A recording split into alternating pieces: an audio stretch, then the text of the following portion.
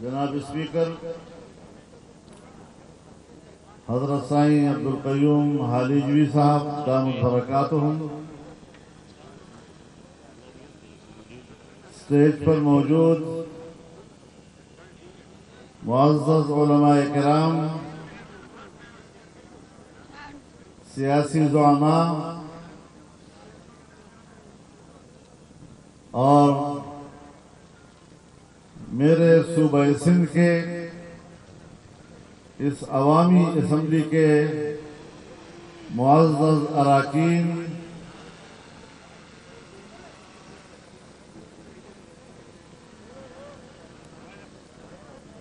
کبھی تحریکوں میں ہم جلسے کرتے تھے،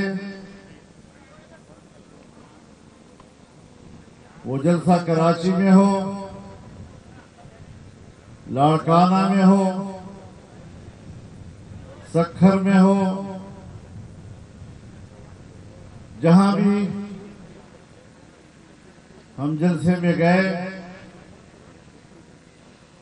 تاحد نظر انسانوں کا سمندر نظر آیا، اور صوبہ سندھ کے عوام نے جس انداز کے ساتھ جمعیت علماء اسلام کی آواز پر لبیک کہا، آج کے اس اجتماع سے ثابت ہوتا ہے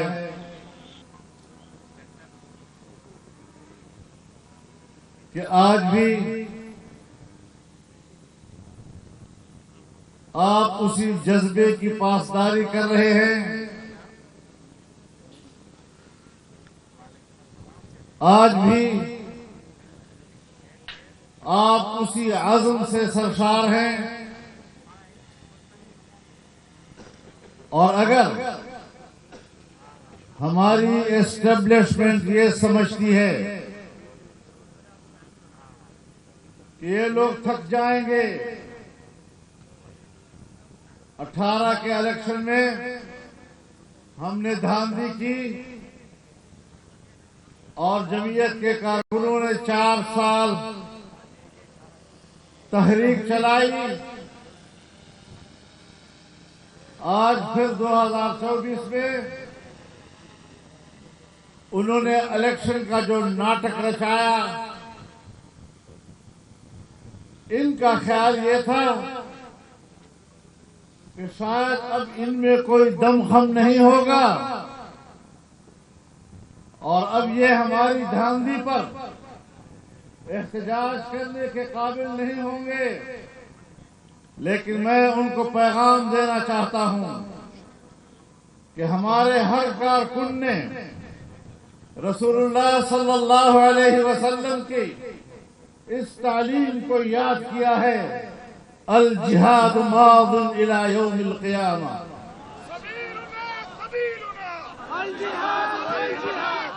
ہماری یہ جنگ، ہماری یہ جدوجہد ایک دن کی نہیں، ایک مہینے کی نہیں، ایک سال کی نہیں، ہماری پوری زندگی کی بھی نہیں۔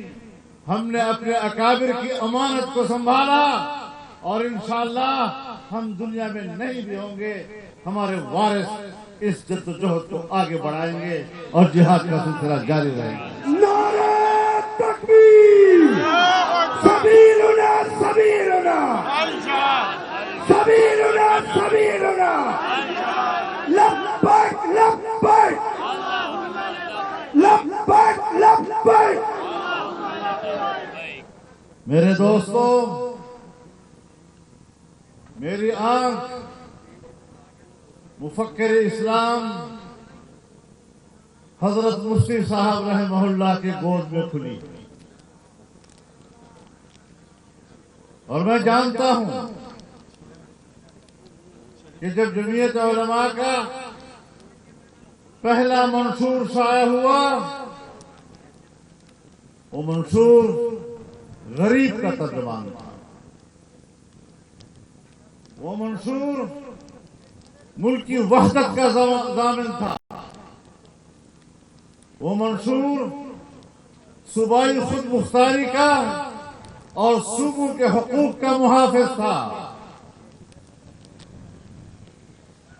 وہ منصور پاکستان پر اللہ کی حاکمیت کا علمبردار بنا اور ہم نے یہی درس سیکھا ہے. ملک میں نظام ہوگا تو وہی ہوگا جس کا تعین آج میرا آئین کرتا ہے. یہ حاکمیت اعلی اللہ رب العالمین کی ہوگی اور عوام کے منتخب نمائندے اللہ کی نیابت کرتے ہوئے اس کی تعلیمات پر عمل کریں گے, اس کے مطابق قانون سازی کریں گے. یہ آئین کا حصہ ہے. یہ آئین کا حصہ ہے کہ اسلام پاکستان کا مملکتی مذہب ہوگا. یہ آئین کا حصہ ہے کہ قانون سازی قرآن و سنت کے تابع ہوگی اور یہ آئین کا حصہ ہے کہ قرآن و سنت کے منافق کوئی قانون سازی نہیں ہوگی. لیکن میرے محترم دوستو, ہم دیکھ رہے ہیں کہ تب سے پاکستان کی اسمبلیاں ایسے لوگوں سے بھر دی جاتی ہیں کہ جنہیں قرآن و سنت کے نظام سے کوئی دلچسپی نہیں ہوتی. وہ صرف اور صرف اقتدار کی جنگ لڑتے ہیں اور اقتدار میں بھی وہ عوام کے مفاد کے لیے نہیں, اپنے ذاتی مفاد کے لیے اقتدار کی قوت کو استعمال کرتے ہیں. وہ خود بڑے جاگیردار بنتے ہیں, بڑے صنعتکار بنتے ہیں, لیکن آج 75 سال کے بعد آپ پاکستان کو دیکھیں, کیا پاکستان کا وہ شہری جو اللہ کے نظام کا پیاسا ہے, کیا اس کی پیاس بجھی ہے؟ آپ بتائیں, کیا پیاس بجھ گئی؟ جب ہم حقوق کی بات کرتے ہیں اور ہر صوبے کے حقوق کی بات کرتے ہیں, اور کبھی ایسا موقع نہیں آیا کہ سندھ کے حقوق کی بات ہو اور ہم آپ کے ساتھ شانہ بشانہ نہ کھڑے ہوں. مجھے جب MRD کی تحریک چلی, میں نیا سیاسی تحریک میں آیا تھا.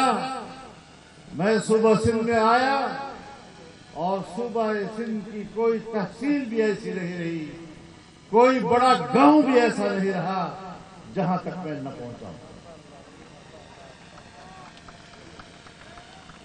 اور اس تحریک میں یہ تمام جماعتیں شامل تھیں, جمعیت علماء بھی شامل, قوم پرست جماعتیں بھی شامل تھیں.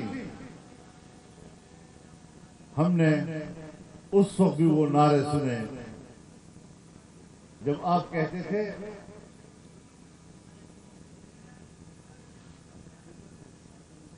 پنو آخر میں نہ کھپے, تو ہم چاوری نہ کھپے کے نعرے میں آپ کے ساتھ.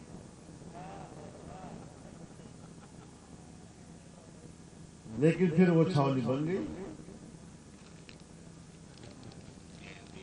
اب آپ بتائیں, اگر اس میں کوئی ہمارا قصور ہے تو آپ بتائیں, ہم آج بھی میدان میں نکل کر آپ کی اس چھاولی کو آپ کے حوالے کر دیں گے انشاءاللہ. میں اس وقت سے آپ کی تحریک کرتا ہوں.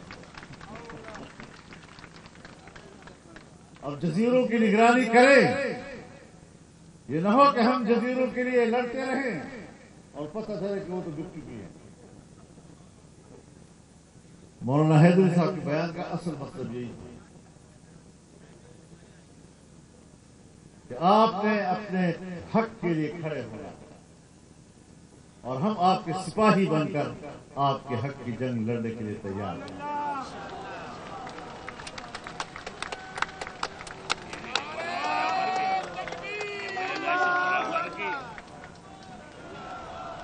لیکن میرے محترم دوستو, آج کا یہ جو جلسہ ہو رہا ہے اور عوامی اسمبلی کے عنوان سے ہو رہا ہے, یہ اس لیے ہو رہا ہے کہ انتخابات کے ذریعے جو اسمبلیاں وجود میں آئی ہیں وہ جعلی اسمبلیاں ہیں. صرف یہ نہیں کہ ووٹوں میں ہیر پھیر کیا گیا، یہ نہیں کہ ووٹ کے بکسے تبدیل کیے گئے، باقاعدہ اسمبلیاں خریدی گئی. سندھ کی اسمبلی سے لے کر ایوان صدر تک کا سودا ہوا.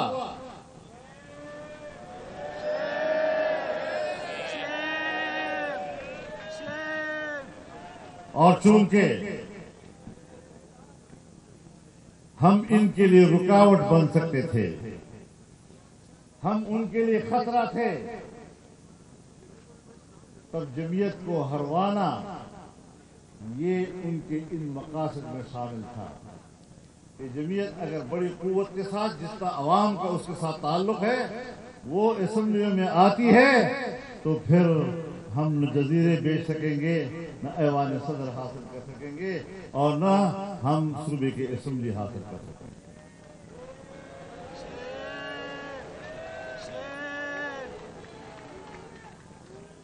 اب یاد رکھو، ہم پاکستانی ہیں، ہم پاکستان کے وفادار ہیں، لیکن پاکستان کی وفاداری کا معیار کچھ اور ہے. یہاں ملک سے وفاداری، اپنی مٹی سے وفاداری، اس کی کوئی قدر و قیمت نہیں ہے جب تک کہ آپ اسٹیبلشمنٹ کے بوٹ نہیں چاٹو گے.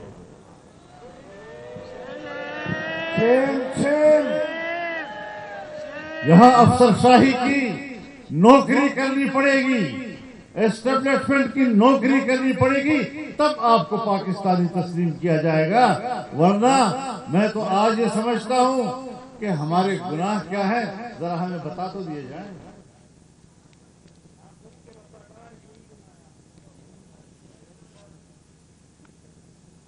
اور میں بتانا چاہتا ہوں، فیصلے اسٹیبلشمنٹ کرتی ہے. صوبہ خیبر پختونخوا میں جب پیپلز پارٹی کی حکومت تھی اور قبائلی علاقوں میں فوجی آپریشن کا فیصلہ ہوا تو ہم نے کہا کہ آپریشن کی حکمت عملی کام نہیں آئی. ہم نے ان کو سپورٹ نہیں کیا، تو یہ بہت بڑا گناہ تھا. لیکن اگر واقعی ان کی بات صحیح تھی تو 2009-2010 میں اس کا فیصلہ ہوا اور انہوں نے آپریشن شروع کیے. تمام قبائل کو اپنی ہی ملک میں 2-3 سال تک مہاجر بنائے رکھا. آج بھی جب وہ لوگ دربدر ہوئے ہیں، آج بھی وہ دربدر ہیں، ملک کے کونے کونے میں پھیل گئے اپنی زندگی بنانے کے لیے. قبائل برباد ہو گئے، تباہی مچ گئی، بے گھر ہو گئے. عورتیں، ہماری مائیں اور بہنیں، وہ بیچارے جو گھر سے باہر نہیں نکلتی تھیں، ان بیچاروں کو بازاروں میں بھیک مانگنی پڑی. اور آج پوچھتا ہوں کہ تمہاری وہ حکمت عملی جس کے تحت تم نے آپریشن شروع کیے دہشت گردی کے خاتمے کے لیے، آج ہم 2010 کے بعد آج 2024 میں ہم بیٹھے ہیں، کیا قبائلی علاقوں میں، بلوچستان میں، خیبر پختونخوا میں، یہاں تک کہ کراچی میں اور سندھ میں، کیا آج وہ دہشت گردی جس کو تم دہشت گردی کہا کرتے ہو وہ کئی چند زیادہ ہو گئی ہے یا کم ہو گئی ہے؟ بہت بڑھ گئی ہے. باجوہ صاحب نے ہمیں کہا کہ میں نے باڑ لگا دیا ہے، اربوں روپے اس پر خرچ کر دیے ہیں، نہ کوئی افغانستان جا سکے گا اور نہ یہاں آ سکے گا. پھر پاکستان کے 20 سے 30 ہزار نوجوان، مسلح نوجوان، امریکہ کے خلاف افغانستان میں امارت اسلامیہ کے جنگ میں کیسے شریک ہو گئے، کیسے وہاں پہنچ گئے، اور پھر آج وہ باڑ کدھر ہے، کہاں ہے وہ باڑ؟ آج تو 1 انچ پر بھی کوئی باڑ نظر نہیں آ رہا۔ وہ اربوں روپے کس بات پہ خرچ کیے، اور آج جب افغانستان میں امارت اسلامیہ کی حکومت قائم ہوئی تو وہ پاکستانی نوجوان مسلح گروپ اس سے کہیں بڑی قوت کے ساتھ پاکستان میں واپس آ گئے۔ میں سرحد کو محفوظ رکھنے والی پاکستان کی بہادر فوج سے پوچھنا چاہتا ہوں کہ آپ جب سرحد کو جو کھڑے تھے، باڑ لگا ہوا ہے، تو اتنے لوگ پاکستان کی سرحد میں واپس کیسے آ گئے؟ اس کا معنی یہ ہے کہ نہ تم ملک میں امن و امان کے قیام کے لیے سنجیدہ ہو اور نہ تمہاری حکمت عملی جائے۔ تم امریکہ کے اصول پہ چلتے ہو۔ امریکہ کا دنیا کے لیے اصول یہ ہے کہ وہاں پر دہشت گردی ہو اور ہم کہیں کہ انسانی حقوق پامال ہو رہے ہیں اور ہمیں وہاں فوج بھیجنے کا جواز مل جائے۔ لہذا پوری دنیا میں اور خاص طور پر اسلامی دنیا میں امریکہ اپنی فوجیں بھیجنے کے لیے، اپنی قوت وہاں پہنچانے کے لیے جواز کے طور پر دہشت گرد تنظیموں کے وجود کو ضروری سمجھتا ہے۔ جھوٹ نہ بولو لوگوں کے ساتھ۔ مسلسل آپ کے رویوں کو ہم دیکھ رہے ہیں، کب تک دھوکہ دیتے رہو گے انسانیت کو؟ اور امریکہ کی خارجہ پالیسی کے اساس دوسری بات کہ اسلامی دنیا کے ممالک کو توڑو اور چھوٹے چھوٹے ممالک بناؤ تاکہ ان کے مفادات پر ہم قبضہ کر سکیں۔ تو پھر یہی ہوگا کہ فلسطین میں میرا فلسطینی بھائی وہ شہید ہوگا، بارود کی آگ برس رہی ہوگی، 7 مہینے کے اندر وہاں پر 45,000 ہمارے بے گناہ مسلمان بھائی، بچے، بوڑھے، خواتین، بہنیں، مائیں وہ شہید ہو جائیں گی، ملبوں کی طرح ڈھیر ہو جائیں گی۔ لیکن یہ لوگ اب اس قابل نہیں رہے۔ ہمارا ہر اسلامی ملک آج امریکہ کے قبضے میں ہے۔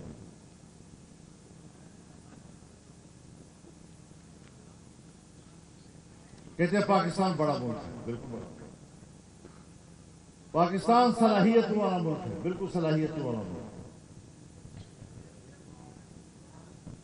لیکن پاکستان ہر چند کے صلاحیت والا ملک ہے، وسائل کا ملک ہے، ایک بڑی فوج رکھتی ہے، لیکن پاکستان سے توقع نہ رکھی جائے جب تک یہ اسٹیبلشمنٹ پاکستان کی حکمران ہے، سیاہ و سفید کی مالک ہے۔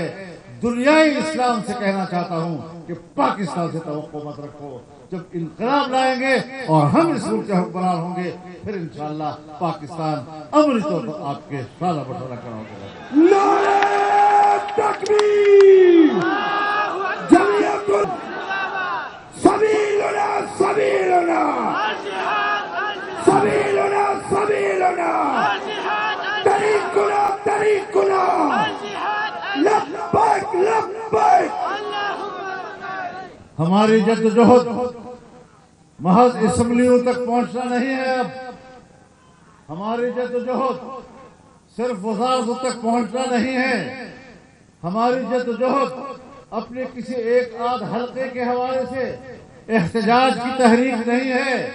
ہم پاکستان میں ایک آزاد پاکستان کے لیے، خود مختار پاکستان کے لیے، طاقتور اور عزت نفس کے مالک پاکستان کی جنگ لڑ رہے ہیں، اور یہ تحریک جو چل رہی ہے انشاءاللہ اس منزل کو حاصل کرے گی۔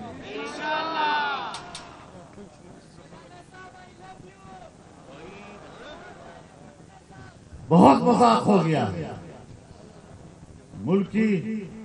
ملک کے اندر جمہوریت کا خاتمہ کر دیا گیا ہے، اسمبلیوں کی نمائشی، اسمبلیوں کے نام پر جمہوریت کا لفظ استعمال ہو رہا ہے، جمہوریت مر چکی ہے، جمہوریت اپنا کیس ہار چکا ہے۔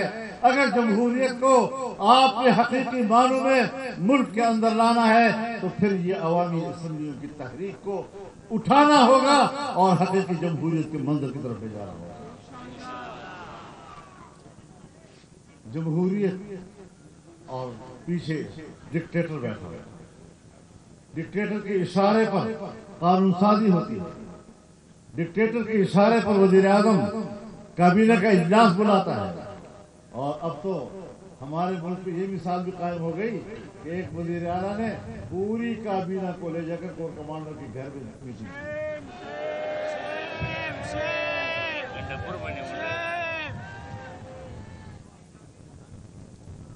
تو جہاں پر الیکشن کو کنٹرول کرتے ہیں فوج والے، جب حکومت کو کنٹرول کرتے ہیں فوج والے، جنرلز وہ ملک کو کنٹرول کرتے ہیں، میں ان سے ایک سوال پوچھ سکتا ہوں؟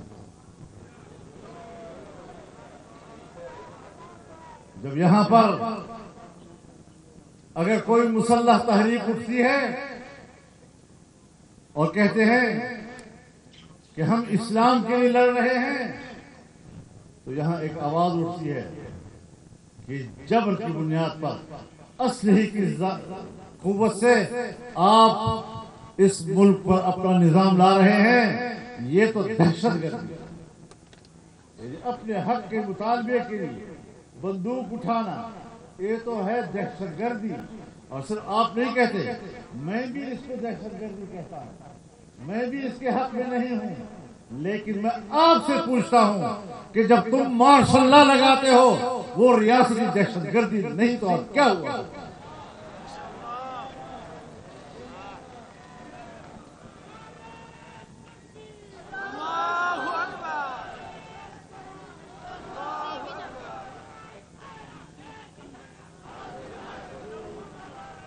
آپ مستقل طور پر پاکستان کی سیاست کو کنٹرول کر رہے ہیں اور اس کے سب سے بڑی علامت ایپیکس کمیٹیاں ہیں۔ تحصیل میں کوئی میٹنگ ہوتی ہے آپ کا میجر بیٹھتا ہے، اگر ضلع میں کوئی میٹنگ ہوتی ہے آپ کا کرنل بیٹھتا ہے اس میں، اگر ڈویژن میں کوئی اجلاس ہوتا ہے سویلین افسران کا تو اس میں آپ کا بریگیڈیئر بیٹھتا ہے، جب صوبے میں کوئی اجلاس ہوتا ہے صوبائی حکومت کرے انتظامیہ کرے تو آپ کا کور کمانڈر اس میں بیٹھتا ہے، وفاق کی سطح پر حکومت کا کوئی اجلاس ہو تو پھر آپ کے ایپیکس کمیٹی کے نام پر آرمی چیف بیٹھتا ہے۔ آپ بتائیں کہ آپ سول انتظامیہ کے تمام فیصلوں کو ہر سطح پر اپنے کنٹرول میں نہیں رکھتے؟ کیا ہے اس کے علاوہ؟ یہ ہے کیا اس کے علاوہ؟ لہذا اب مسئلہ صرف الیکشن کا نہیں ہے، پورے طور و اطوار کو تبدیل کرنا ہوگا۔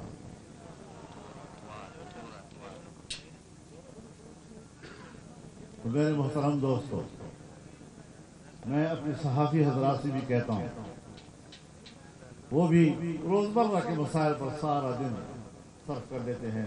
ہمارے جو چینلز ہیں جب ان کو دیکھتے ہیں کوئی پتہ نہیں ہوتا ملک اور دنیا کدھر جا رہی ہے، وہ فلانا انہوں نے یہ جملہ کہہ دیا، اس نے اس طرح ہنسا، وہ اس کو ہنسا، وہ اس طرح رویا، وہ اس طرح رویا، اور وہ کیوں رویا، وہ کیوں کمرے سے باہر نکلا، کیوں کمرے کے اندر گیا، اس سے بڑھ کر کوئی تبصرہ نہیں ہے۔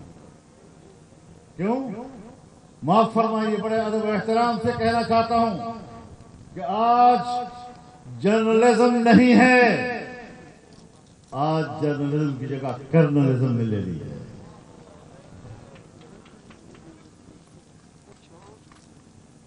اس طلسم کو توڑنا ہوگا اور صحیح معنوں میں ایک آزاد صحافت کو اجاگر کرنا ہوگا جو ملک کے حقیقی مسائل کو ایڈریس کرے۔ معیشت کے موضوع پہ بات کرے۔ کیا وجہ ہے؟ ہمارے 75 سال ہو گئے ہیں، ہم صرف وقتی طور پر کوئی ایک جنرل آتا ہے کہتا ہے بالکل ہم اپنی فوج کے روایات سے آگے نہیں رکھیں گے، وہ چند دن ہوتے ہیں وہ چلا جاتا ہے، اس کے بعد پالیسی ہوتی ہے۔ سول بیوروکریسی میں بھی کوئی اچھا آدمی آ جاتا ہے، دیانتدار آدمی آ جاتا ہے، وہ اپنے دور میں 1 سال 2 سال تک اچھا بہتر کارکردگی دکھا دیتا ہے، وہ چلا جاتا ہے. ادارے کیوں خراب ہو گئے؟ ملک کی معیشت کیوں تباہ کر دی گئی؟ اور آج تمام ادارے پرائیویٹائز کیے جا رہے ہیں. اب آپ کا کراچی ایئرپورٹ بھی پرائیویٹائز ہو جائے گا، آپ کے جہاز بھی، پی آئی یہ بھی، سب کچھ پرائیویٹائز ہو جائے گا. یہ حالت جہاں تک پہنچی کیوں؟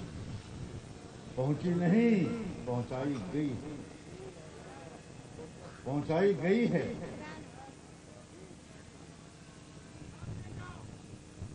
کئی سالوں سے یورپ کے کتنے ممالک ہیں جہاں پر پی آئی اے کا اترنا ممنوع ہے.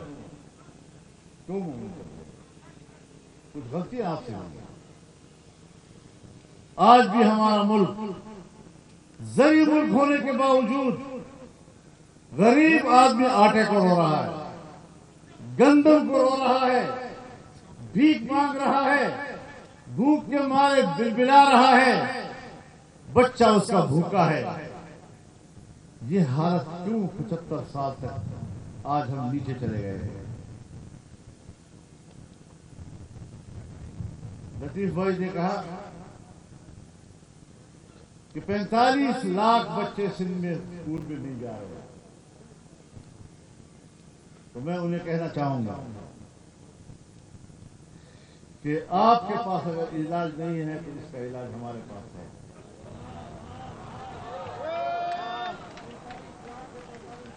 45 لاکھ کے بچے کو دینی مدرسے میں بھیجو، آپ کے اسکول سے اچھی تعلیم دیں گے، آپ کے بچے کو مفت تعلیم دیں گے، مفت کتابیں ملیں گی. آپ کے بچے دیہات سے دور پیدل جائے اور واپس آئے نہیں، ہر بچے کو ہاسٹل میں مفت جگہ ملے گی، مفت بجلی ملے گی اور مفت کھانا ملے گا. لے آؤ دینی مدرسوں میں تاکہ وہ تعلیم حاصل کرے. سوال اٹھا رہے ہو دن رات، دینی مدرسہ ایسا ہے اور دینی مدرسہ ایسا ہے، اور دینی مدرسے والے لوگ یہ مین اسٹریم کا حصہ نہیں ہے. اپنی بات کرو. تمہارے نظام میں کیا کوئی پڑھا لکھا پیدا ہو سکتا ہے؟ اکثریت ان پڑھے لکھوں کے سامنے آتی ہے جو پڑھا لکھا جاہل کہلائے گا.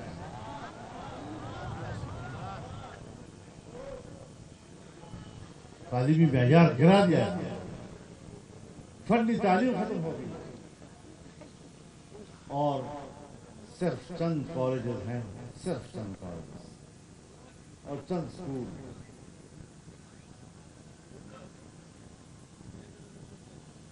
ایچ ایس ایم کالج ہو گیا،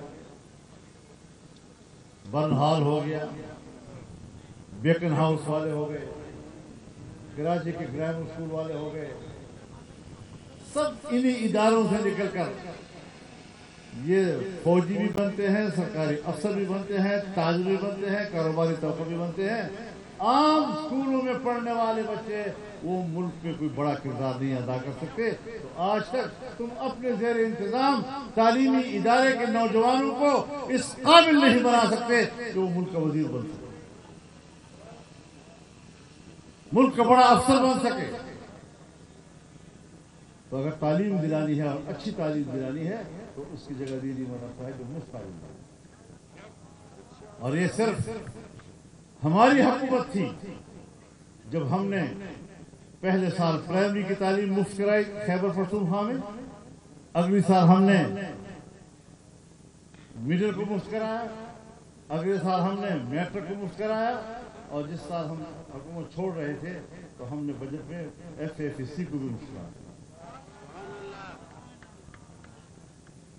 تمام ہسپتالوں میں ایمرجنسی مفت کر دی، اور یہ قدم تھا لوگوں کے مفت علاج کی طرف.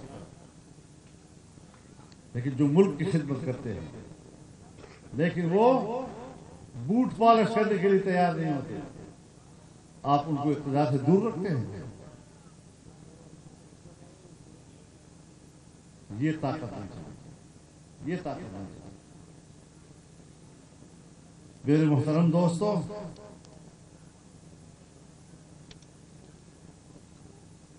پاکستان کے ڈکٹیٹروں کی تاریخ جو ہمیں معلوم ہے، جب ایک جنرل نے ملکی اقتدار پر قبضہ کیا اور صدر مملکت بنا، اپنے چند سالوں کی حکومت میں اس نے اپنے 5 وزیر اعظم تبدیل کیے. سیاسی استحکام نہیں ہونے دے رہا. محلاتی سازشوں کے ذریعے سے اقتدار بدلتے رہے، روزانہ نیا وزیر بدلتا رہا، اور یہ کہتے تھے کہ ہم تو انڈیا والے ہمیں تانا دیتے تھے کہ وزیر اعظم میں تو دن میں اتنے دھوتیاں تبدیل نہیں کرتا جتنا پاکستان وزیر اعظم تبدیل کر دیتا.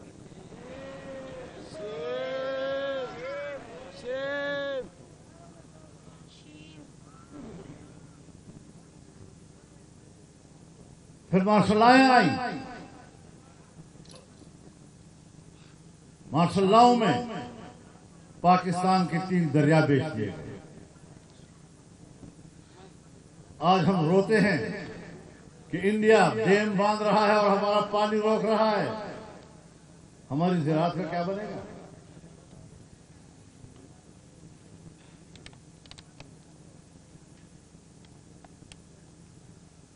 71 تک ماشاء اللہ، 77 میں پھر ماشاء اللہ، 11 سال ماشاء اللہ، 99 میں پھر ماشاء اللہ، اور جب تک مشرف تھا وہ ماشاء اللہ ہی رہا. تو آپ کی حکومتوں نے ملکی اداروں کو کمزور کیا. جب ادارے کمزور ہوتے ہیں، کارکردگی کمزور ہو جاتی ہے، نتائج قوم کے سامنے نہیں آ سکتے، قوم اس کی سزا بھگتتی ہے، جو آج بھگت رہی ہے. کبھی غور کیا ہے اس بات پر کہ ملک کیوں اتنا پیچھے چلا گیا ہے؟ اسٹیبلشمنٹ سے عرض کرنا چاہتا ہوں کہ اپنا وتیرہ تبدیل کرو. کہتے ہیں مجھے پتا ہے میرے قانون کا دائرہ کیا ہے، میں اپنے اختیارات کے حدود کو جانتا ہوں. مجھے یقین ہے آپ اختیارات کے حدود کو جانتے ہیں، اور مجھے بھی پتا ہے کہ آپ اختیارات کے حدود کو جانتے ہیں. میں انکار نہیں کر رہا، لیکن آپ اپنے اختیارات کے حدود سے جو تجاوز کرتے ہیں وہ اس حدود سے کئی گنا زیادہ ہوتا ہے. اس کو بھی دیکھا ہے. یہ عوام کی حکومت نہیں ہوتی، یہ عوام کی سوچ نہیں ہو سکتی. اور ہم آج دیکھ رہے ہیں، ہم نے یہ سوچا تھا اور ہم نے جنگ لڑی اس کے لیے کہ پاکستان کو یہودی اقتصادی نیٹ ورک کا حصہ بنا کر ہماری معیشت ان کے پنجے میں دی جا رہی ہے. یہ جنگ ہم نے لڑی.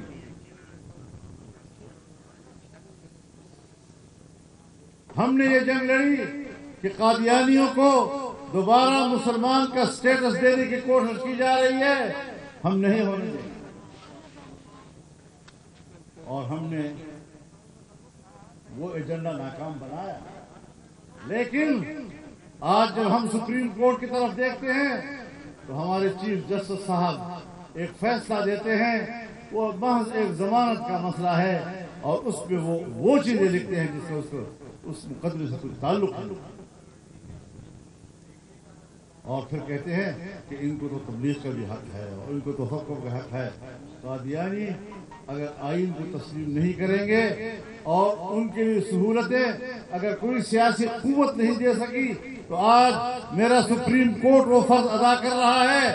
میں واضح پیغام دینا چاہتا ہوں کہ سپریم کورٹ کے اس طرح کے فیصلوں کو ہم جوتے کے نوک پر رکھیں گے اور کسی طرح اس کو تسلیم نہیں کیا جائے گا.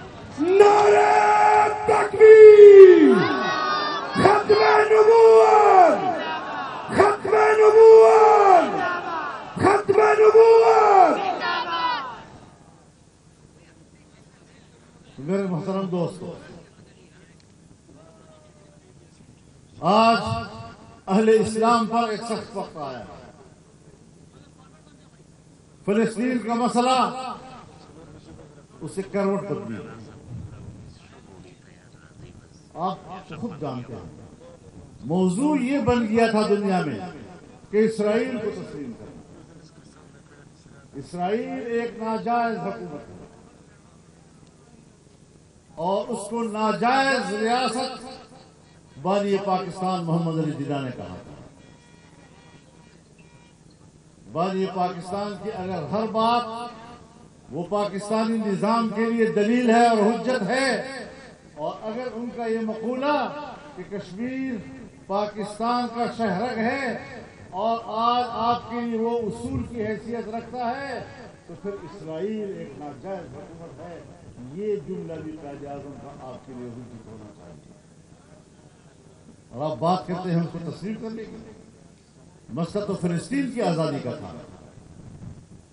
ایک صدی پہلے تک تو کرۂ ارض پر اسرائیل نام کی ریاست کا نام و نشان تک نہیں تھا. اور آج 1967 کی جنگ کے بعد عرب دنیا کی زمینوں پر قبضہ کر کے، ان کے علاقوں پر قبضہ کر کے یہ بات اقوام متحدہ نے تسلیم کی اور اقوام متحدہ نے قرارداد پاس کی کہ یہ علاقے متنازع ہیں اور اسرائیل کو ان علاقوں سے نکل جانا چاہیے. جس طرح ہم کہتے ہیں کہ اقوام متحدہ کی قرارداد ہے کہ کشمیر سے انڈیا کی فوجیں نکل جائیں، بالکل اسی طرح اب یہ علاقہ متنازع ہے. جب علاقہ متنازع ہو گیا تو پھر اس کا حدود اربع ختم ہو گیا، اور جس ملک کا حدود اربع ہی ختم ہو جائے اس کو تسلیم کرنے کا سوال ہی پیدا نہیں ہوتا.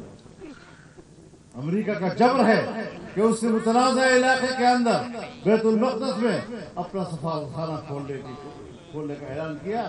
یہ اصول نہیں ہے، یہ بدمعاشی ہے. یہ بدمعاشی ہے.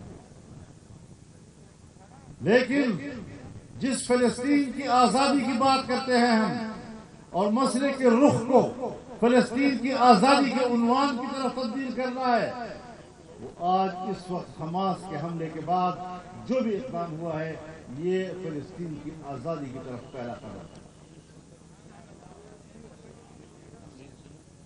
اور ہم ان کے شانہ بٹھانا چاہتے ہیں. تو ہمارا گناہ یہ ہے، جمعیت کا گناہ یہ ہے کہ اسٹیبلشمنٹ کہتی ہے ہم آپریشن کریں گے، ہم کہتے ہیں آپریشن حل نہیں ہے. آج تک بھی حل نہیں ہے. نواز شریف کی حکومت میں فاٹا انضمام کا مسئلہ آیا، ہم نے کہا غلط فیصلہ ہے، یہ قبائل کو نقصان دے گا، قبائل کے اسٹیٹس کو نقصان دے گا، آنے والے مستقبل میں ہمارے لیے سرحدی تنازع پیدا کرے گا، آپ اس طرح نہ جائیں. مان بھی گئے. پھر دباؤ آیا کہ نہیں کرنا ہے، اور خود مجھے آرمی چیف نے کہا کہ آپ کیوں مخالفت کر رہے ہیں. تو امریکہ کے دباؤ پر آپ نے کیا، ہم نے کہا.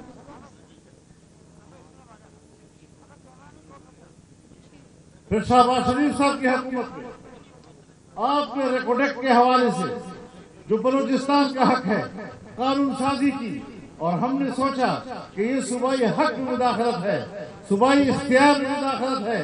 ہم نے کابینہ سے بھی واک آؤٹ کیا، ہم نے اسمبلی میں ووٹ استعمال نہیں کیا. تو اب آپ مجھے بتائیں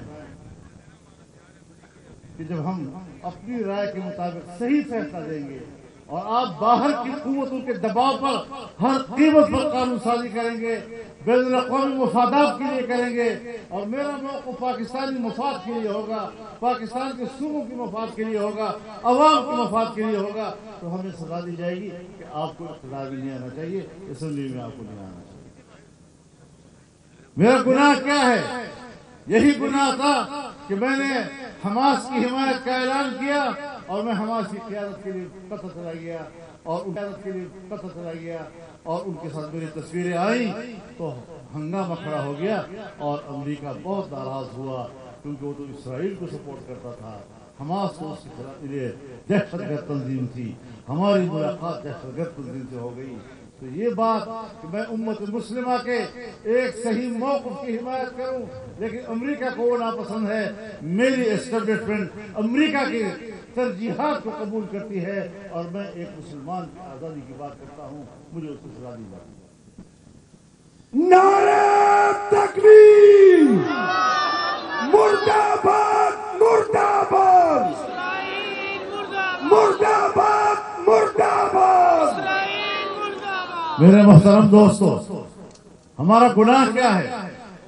यही गुनाह कि जब पाकिस्तान और अफगानिस्तान के ताल्लुकात खराब हो रहे थे और एक दूसरे के मुकाबले में फौजें आ रही थी, और इन हालात में मैं अफगानिस्तान गया, मैंने एक हफ्ता वहां गुजारा, मेरे तमाम मामला ठीक करा दिए, तमाम मामला ठीक हो गए, वो भी राजी थे और ये वाले हमारे वाले भी राजी थे।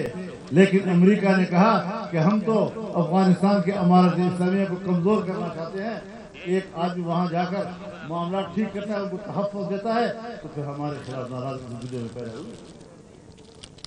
अब मैं सिर्फ असेंबली का मेंबर बनने के लिए हक को छोड़ दूं, हक वाले मौकों को छोड़ दूं, इस्लामी दुनिया के मफाद को छोड़ दूं, अपने मुल्क के मफाद को छोड़ दूं, ये वो चीजें हैं कि जिसकी बुनियाद पर आज हमारे इस जलसे में और इससे आगे भी जो होंगे, समंदर होगा इंसानों का, ये सब कुछ देखते हुए भी इलेक्शन में जाली नताइज की बुनियाद पर जमीयत को हराया जाएगा और कौम परस्तों को भी हराया जाएगा और घरों में बिठाने की कोशिश की जाएगी। तुमने तो हमें घरों में बिठाने की कोशिश की, लेकिन हम ऐसे निकले हैं कि अब तुम्हें भी हमारा इलाज नजर नहीं आएगा। नारे तकबीर और कहे अवामी, अब फैसला होगा, अब मैदान सजेगा, अब असेंबली चलेगी, अब फैसला होगा। इक़्तिसादी तरक्की कैसे होगी जब आप खुद मुल्क के अंदर दहशतगर्दी को फरोग देना चाहते हैं? आपने 25 साल तक दहशतगर्दी के खिलाफ जंग की, नतीजे में दहशतगर्दी और बढ़ गई।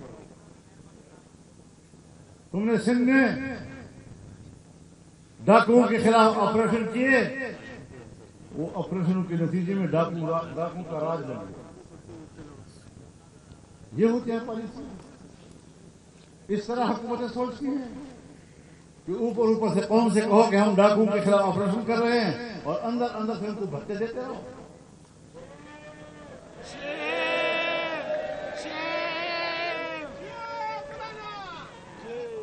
मुझे बाकी तो मालूम नहीं, लेकिन अपने सूबे के बारे में मुझे मालूम है कि जो भी सरकारी टेंडर आता है, अगर वो 10 अरब का है तो उसमें 10% हिस्सा वहां के मुसल्लह तंजीमों का होता है, हुकूमत की रजामंदी के साथ। आप उनको अपने सरकारी फंड में से 10% उनको हवाले करें, ये दहशतगर्दी को सपोर्ट नहीं है। लेकिन अगर एक गरीब आदमी के घर पर बड़े बड़े लंबों बालों वाले और मूछों वाले मुसल्लह बंदूकों के साथ घर में आ जाएं और कहें हमें चाय पिलाओ, वो बेचारा नहीं पिलाएगा तो क्या करेगा? कहते हैं खाना खिलाओ, वो नहीं खिलाएगा तो क्या करेगा? अगले दिन फौज आती है और घर वाले को उठा लेती है, आप चाय क्यों पिलाएंगे? अब ये नहीं देखते कि तुम सरकारी फंड से 10% उनको दे रहे हो, वो जुर्म नहीं है। लेकिन गरीब आदमी के घर में अगर एक कप चाय पी ली तो गरीब आदमी को दुनिया को दिखाते हैं जैसे हम ये दिखावे नहीं चलेंगे। आप मुल्क को ठीक करो, वरना हम मैदान में हैं, हम रोडों के ऊपर।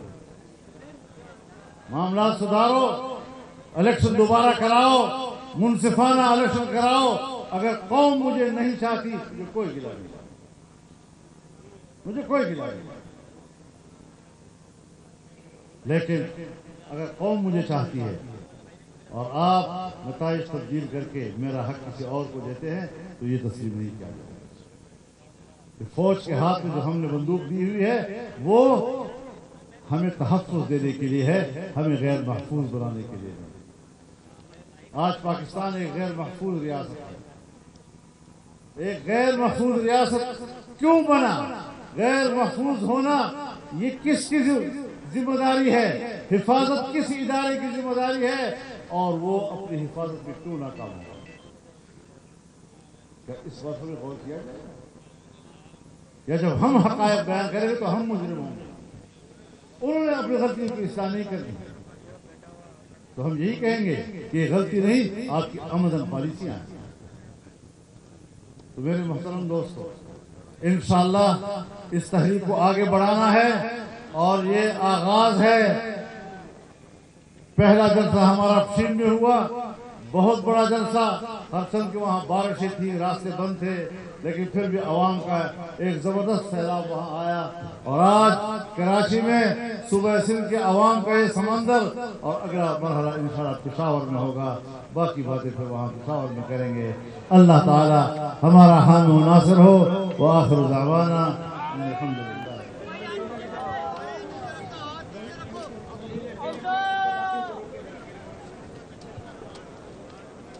بھائی جان، آپ سب کو دونوں ہاتھوں سے سلام، آپ کا شکریہ ادا کرتا ہوں۔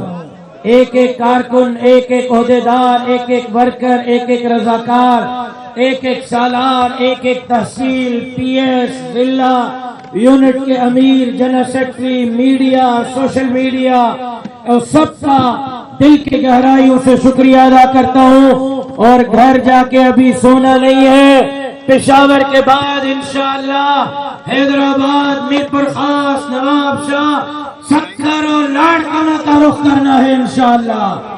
تو آپ کا بہت بہت شکریہ۔ میں صوبائی مجلس عاملہ کی طرف سے، حضرت سید عبدالقیوم حالجوی صاحب کی طرف سے، اپنی طرف سے، آپ نے جو یہاں تشریف لائے ہیں، ایک ایک